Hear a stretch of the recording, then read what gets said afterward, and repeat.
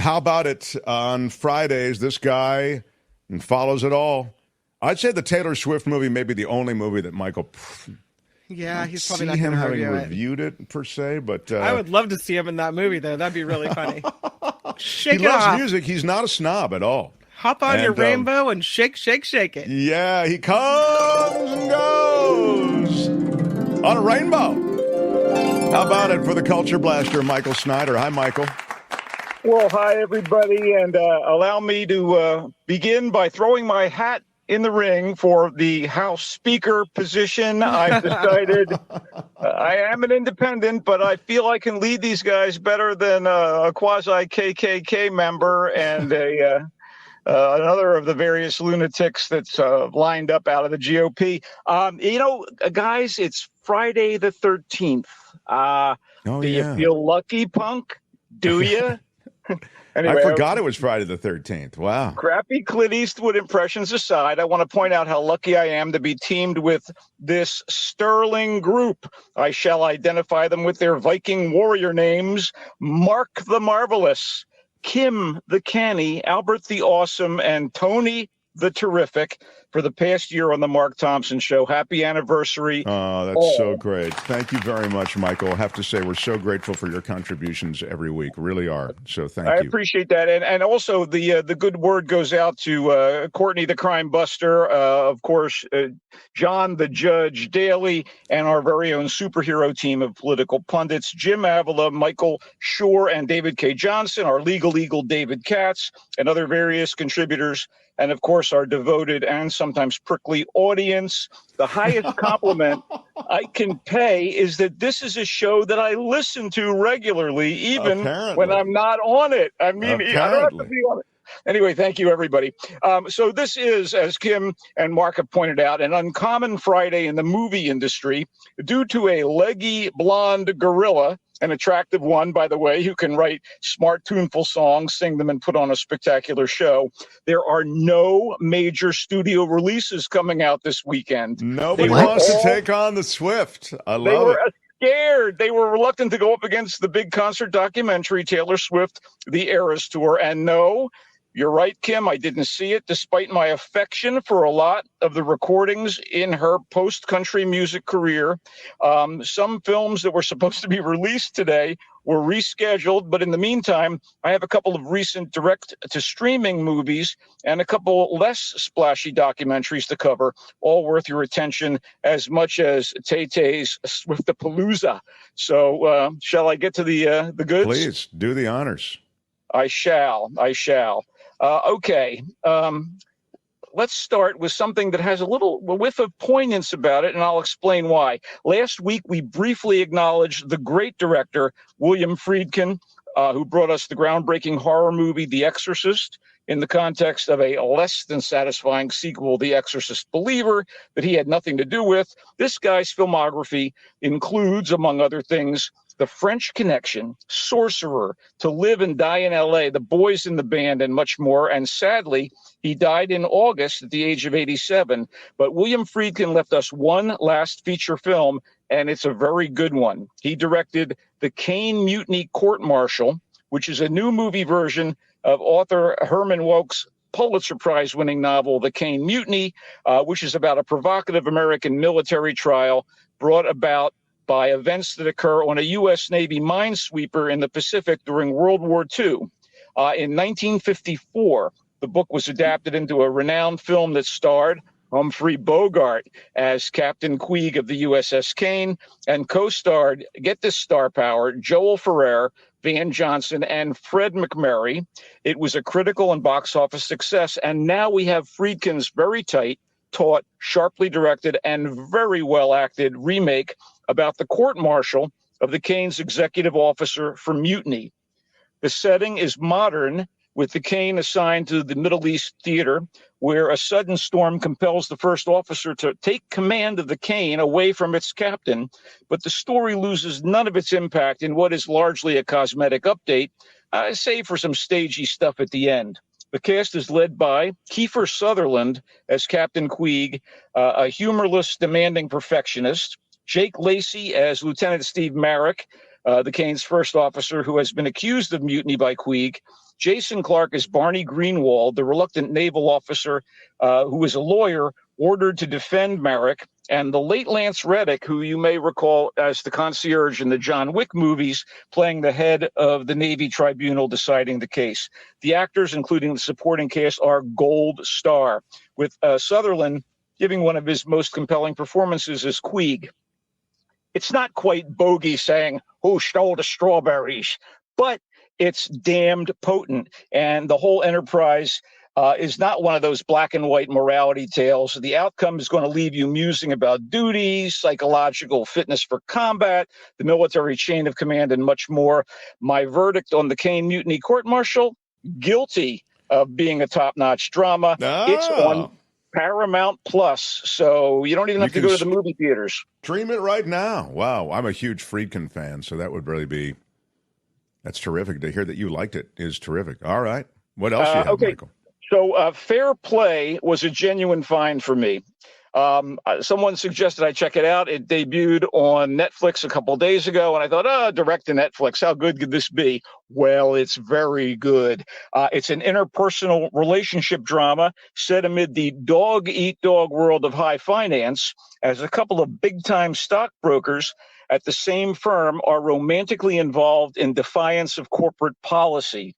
So right after they get engaged on the sly, one of them is promoted, throwing them into a quandary, to say the least. The confluence of office politics, money madness, and sexual tension is explosive. And what Fair Play says about corporate greed and gender imbalance in modern society is really hot stuff.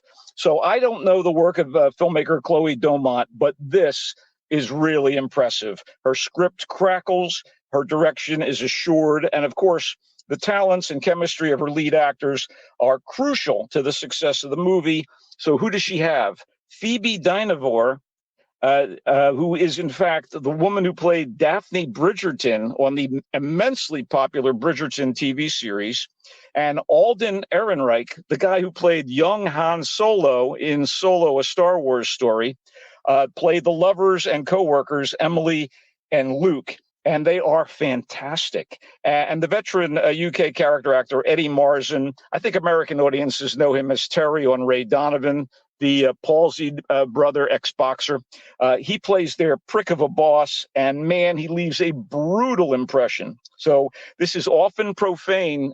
So I bring this to the attention of anybody who is a little upset by, salty language and physical activity.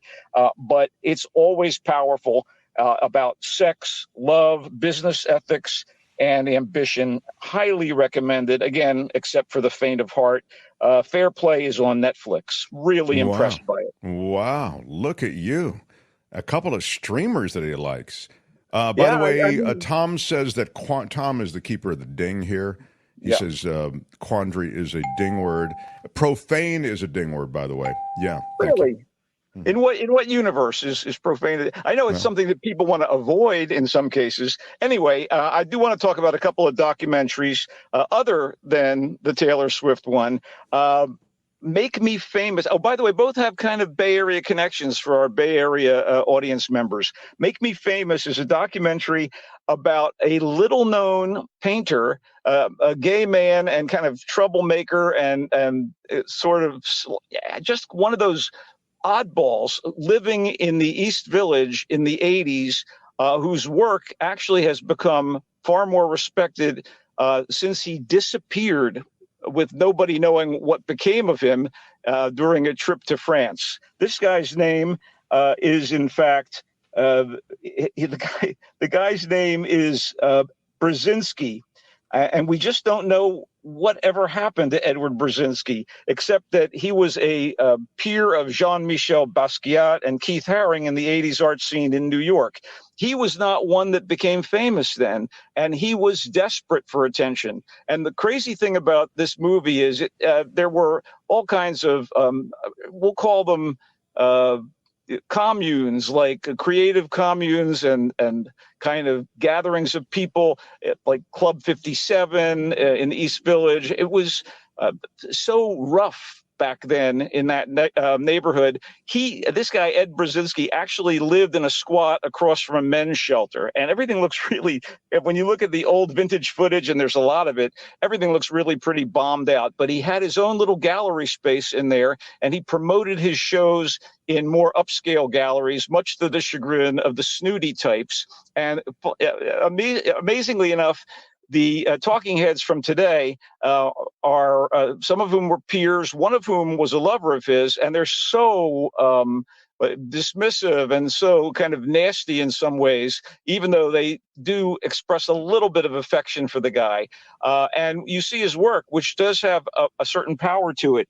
And I like the fact that it covers the scene and lets you know a little bit about what was going on back then, and also introduces this kind of almost enigmatic fellow, Edward Brzezinski. But Make Me Famous was compelling throughout, directed by Brian Vincent, and it's available in theaters starting this weekend. And, if it's the sort of thing you're interested in, I would just jump on this movie. It really is an amazing experience. You're saying that it's somebody you don't know and someone who was connected to a world that was quite high profile and transformative in the art world and beyond? Well, Edward Brzezinski is one of the guys, Kenny Scharf, well-known artist from the era, obviously Keith Haring, and I did mention Basquiat. Sure. They became sort of stars, and this guy was their peer, and he was just sort of self-promoting, and people dismissed him. He was kind of a scamp. One of his ex-lovers is so,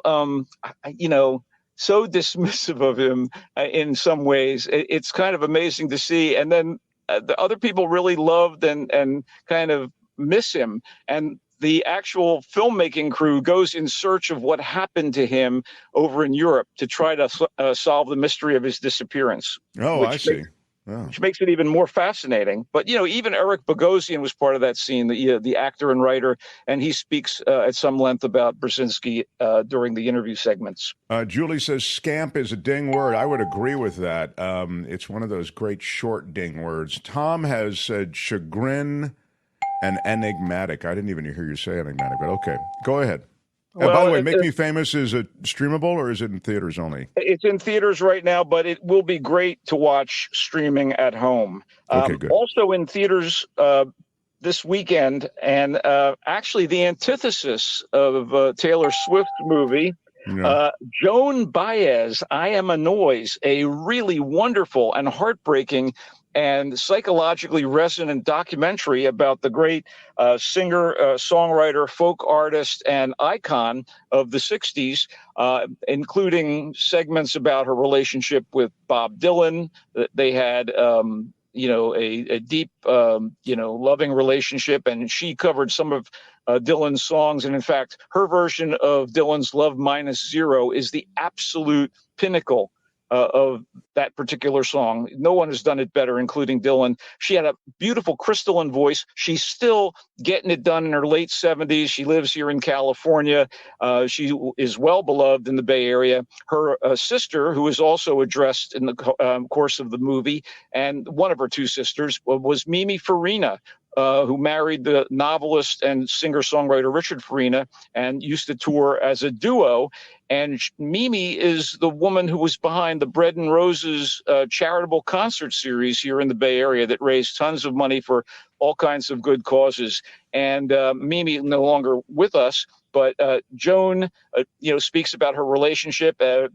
It's almost like a therapy session in a lot of ways, but there's a lot of vintage footage, recent and older performances by Joan, and the woman is a marvel. And it's, again, a little heartbreaking when you hear about some of the family secrets that get revealed over the course of the film.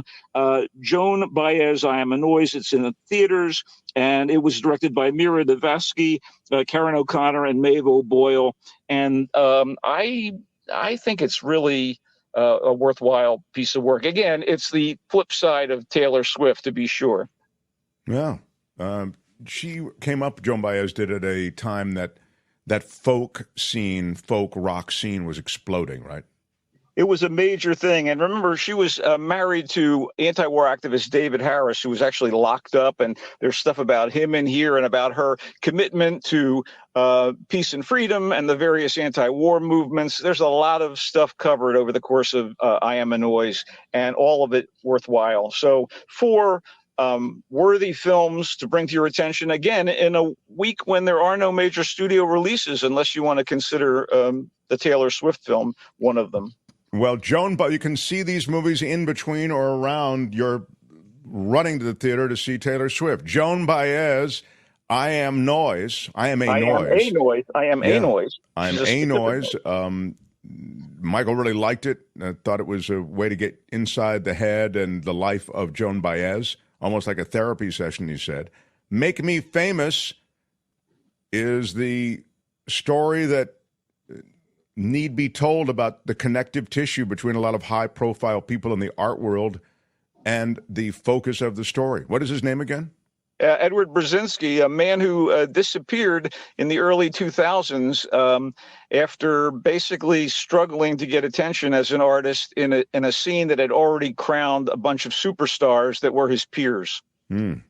Fair Play, set in the world of high finance, romantic entanglements, profanity.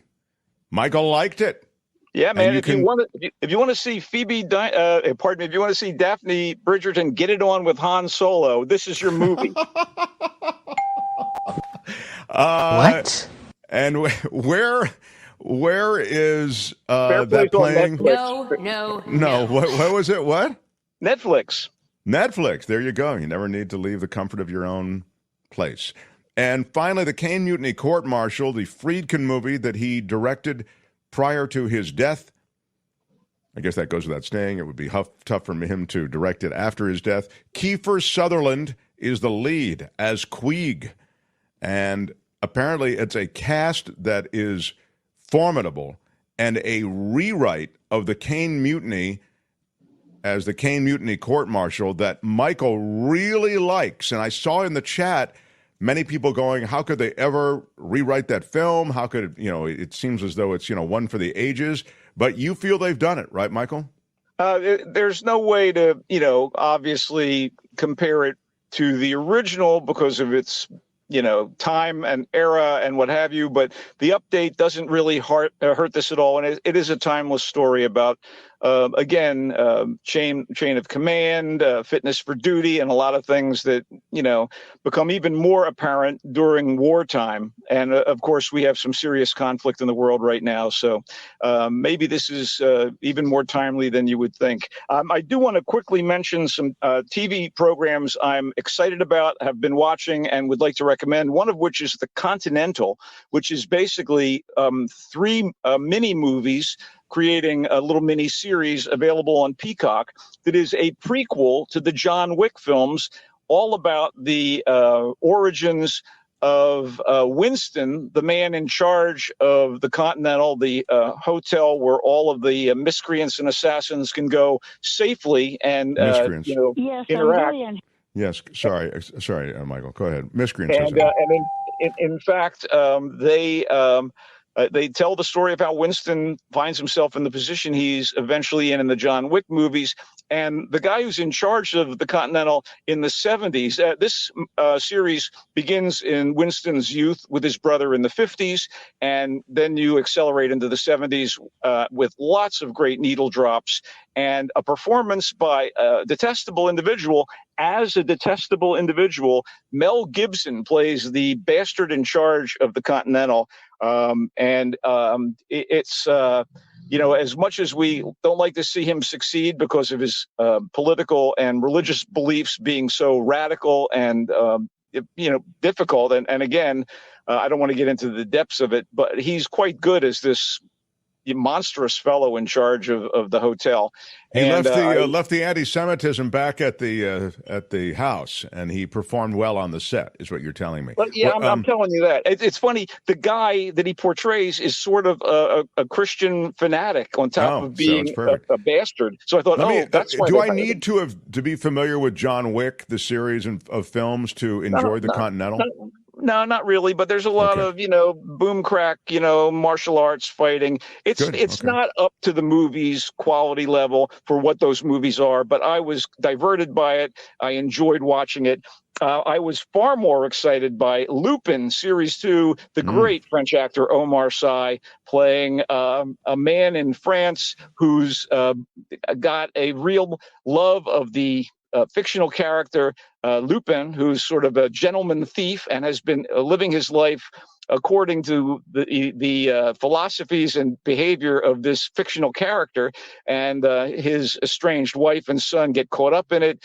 And Emmanuel Seigner, not Emmanuel Seigner, there's a French actress who plays his wife, who's really quite good in the movie. And also, if you haven't watched Series 1, this thing is on Netflix. I highly recommend it. And finally, I do want to mention Loki Series 2, part of the Marvel Cinematic Universe, but on Disney Plus, a series with the great Tom Hiddleston as Loki, God of Mischief, caught up with the Time Variance Authority, who are trying to control the timeline, prevent it from breaking into alternate universes, and failing to do so. So it's up to Loki and a TVA officer played by Owen Wilson in buddy picture fashion to try to save the multiverse. And I love the show. These guys are so charismatic and fun. Disney Plus. Well, man, you really you found some stuff on television that you really enjoyed. And you found actually pretty positive reviews for everything involved here today. Michael, what's happened to you? Well, great. There's never been anything like this. Thanks to the beatdown of the Dallas Cowboys last Sunday, I've been in a great mood for 5 days, man. It has been pretty strong. Michael lives and dies by the fortunes of the Niners, Giants, and Dubs. You don't have any love for the hockey team? The Sharks? I'm a Philadelphia Flyers fan. I see. Okay. Died in the wool since childhood. Michael, we love you. The Culture Blaster can be found across social media as just that, the Culture Blaster. And Mark, let's point out on Threads and on Instagram as Mike the Knife 123. Oh, Mike the Knife 123. Don't leave out the 3. If you get Mike the Knife 1-2, it's a totally different dude. Mike the Knife 123. He comes and goes. Where's the rainbow? Oh, there it is.